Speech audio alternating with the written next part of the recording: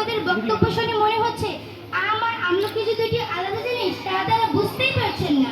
আজকে আমরা কথা বলছি বাল্যবিবাহ রোধে একমাত্র মাধ্যম নিয়ে, আর আমার প্রতিপক্ষ বন্ধুরা বারবার কল্পকাহিনী বলে আজকে বিতর্কের মূল বিষয়টিকেই ভুলে যাচ্ছেন।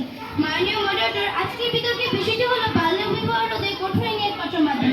আমি প্রথমে আমার মাননীয় বিপক্ষ দলের ব্যবহার করতে গিয়ে একমাত্র মাধ্যম শব্দের তীব্র বিরোধিতা করছি। একমাত্র মাধ্যম বলতে সেই মাধ্যমকে বুঝেছি যা ছাড়া অন্য কোনো মাধ্যম বা উপায়ে বিষয়টি প্রতিরোধ করা সম্ভব নয়। কিন্তু মাননীয় মডারেটর, বিষয়টি আইন কখনোই একমাত্র মাধ্যম হতে পারে না। এর পাশাপাশি প্রয়োজন শিক্ষা ও সামাজিক সচেতনতা।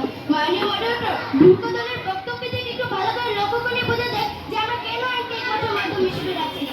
তারা এখানে কিছু বিয়ে বন্ধের কথা বলে গেল, কিন্তু মাননীয় মডারেটর, এই বিয়েগুলোর মধ্যে ঠিক প্রতিটি বিয়ে তারা আদৌ আপনাদের সময় পেয়েছেন, তার পরিসংখ্যান তারা দিতে পারেনি। বাল্যবিবাহের জন্য আটক হয়ে পরবর্তীতে বাল্যবিবাহ করেছেন এমন অনেক পুরুষ আছেন, এবং দ্বিতীয় প্রচেষ্টায় বাল্যবিবাহ দেওয়া হয়েছে এমন অনেক নারী আছেন। তাদের ব্যাপারে কোনো তথ্যই আমার প্রতিপক্ষ স্থাপন করতে পারেনি। মাননীয় মডারেটর, আমার প্রতিবাদ দেখেছি যে বাল্যবিবাহের জন্য জরিমানা হচ্ছে, শাস্তি দেওয়া হচ্ছে, কঠোর থেকে কঠোর আইন প্রয়োগ করা হচ্ছে। এর বিপরীতে বাল্যবিবাহ কড়া পরিবর্তে বরং আরো বৃদ্ধি করছে। দিনে দিনে বেড়ে চলছে বাল্যবিবাহ। এর কারণ কি মাননীয় মডারেটর? এ থেকে বিষয়টি বোঝা যায় বাল্যবিবাহ রোধে কঠোর আইন কখনোই একমাত্র মাধ্যম হতে পারে না। শাস্তির ভয় থেকে সার্কাসের সিংহকে দূরত্ব দাঁড় করা যায়, কিন্তু মানুষকে কখনো ঠিক করা যায় না।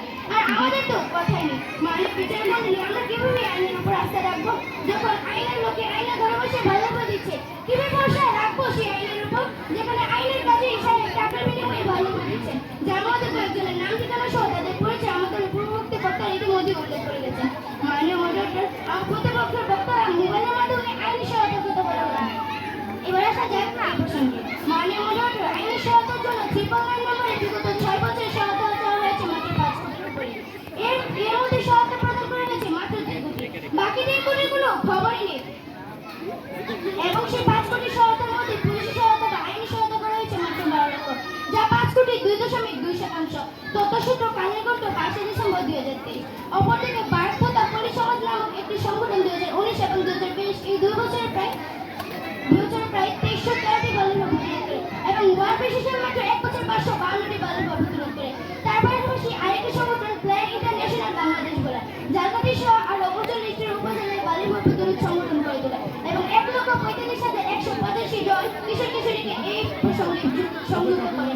এই সংগঠনের কারণে ভোলা সহ আশেপাশের উপজেলায় বাল্যবিবাহ প্রায় 96.77% রোধ করা সম্ভব। আরো এমন অনেক অসংখ্য সংগঠন রয়েছে বাংলাদেশে যারা বাল্যবিবাহ ও সামাজিক সচেতনতা সৃষ্টি করেছে, তার প্রয়োজনে মাঠ পর্যায়ে কাজ করেছে। মাননীয় বিচার মন্ডলী, এখন আমার প্রতিপক্ষের কাছে প্রশ্ন, আপনারা কি সব কিছু জন্য মাত্র 2.2% সব সহায়তাকে প্রধান মাধ্যম হিসেবে নিচ্ছেন? কিন্তু আপনারা ধরে নিল আমরা তো পারবো না। মাননীয় মডারেটর, প্রতিরোধ বলতে আমরা বলছি একেবারে নির্মূল করা। বাল্যবিবাহকে প্রতিরোধ করতে বলছি বাংলাদেশের মানচিত্রকে একেবারে নির্মূল করা। আর এর জন্য আইন কখনোই কোনো মাধ্যম হতে পারে না। আমিও আমার দল সেই জন্যই আজকে মঞ্চ উপস্থিত হয়েছে।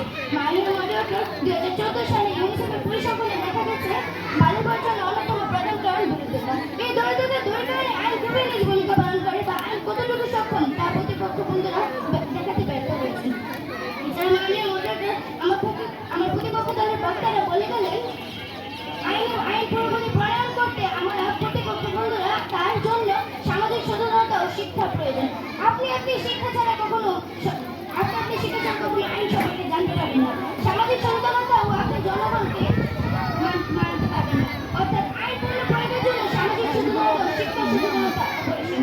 এছাড়া মাননীয় মডারেটর, এই আইন ঠিক কতটুকু পর্যায়ে গেলে তারা বাল্যবিবাহ প্রতিরোধ করা সম্ভব তা আমার প্রতিপক্ষ তা বিশ্লেষণ করতে ব্যর্থ হয়েছে। মাননীয় প্রতিপক্ষ বন্ধুগণ, যেখানে আইনের বই দেখে আপনারা আইনের লোকদের দুর্নীতি থেকে দূরে রাখতে পারছেন না, সেখানে আপনারা কিভাবে আইনের ভরাই করে যাচ্ছেন? নাকি আপনারা সত্যিটা দেখতেই পাচ্ছেন না? হাইরে কথার মন্দ, চোখ থেকে অন্ধ, দেখলেও দেখলেন না সেই সত্যের পথ। মাননীয় মডারেটর, তারা বলে গেলেন যে সামাজিক সচেতনতা নির্দিষ্ট কোনো কাঠামো নয়, তাই এটি দ্বারা বাল্যবিবাহ প্রতিরোধ অসম্ভব। কিন্তু মাননীয় মডারেটর, আইন তো নির্দিষ্ট কাঠামো, তাহলে কেন তারা সেই বাল্যবিবাহ আটকাতে পারছেন না? এছাড়া মাননীয় মডারেটর, প্রতিপক্ষ বন্ধুরা স্পষ্ট আইন প্রণয়নের কথা বলে গেলেন। সেই আইন তৈরি করেছে সামাজিক সচেতনতার প্রয়োজন হয়েছে, এবং তা পূর্ণ বাস্তবায়নের জন্য সামাজিক সচেতনতার প্রয়োজন হয়েছে। মাননীয় মডারেটর, একটি শিক্ষিত জাতি একটি দেশের উন্নয়নের জন্য খুবই গুরুত্বপূর্ণ। দেশে নারী শিক্ষা যত বেশি, দেশে বাল্যবিবাহ সে দেশে থাকে তত কম।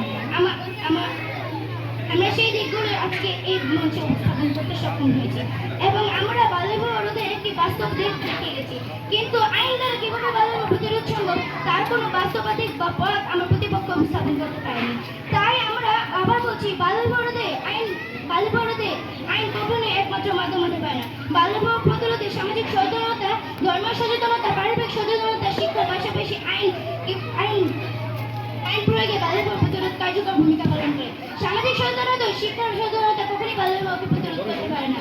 ধন্যবাদ মাননীয় মডারেটর, ধন্যবাদ সবাই। সবাই হাততালি দাও, দিবা নাকি?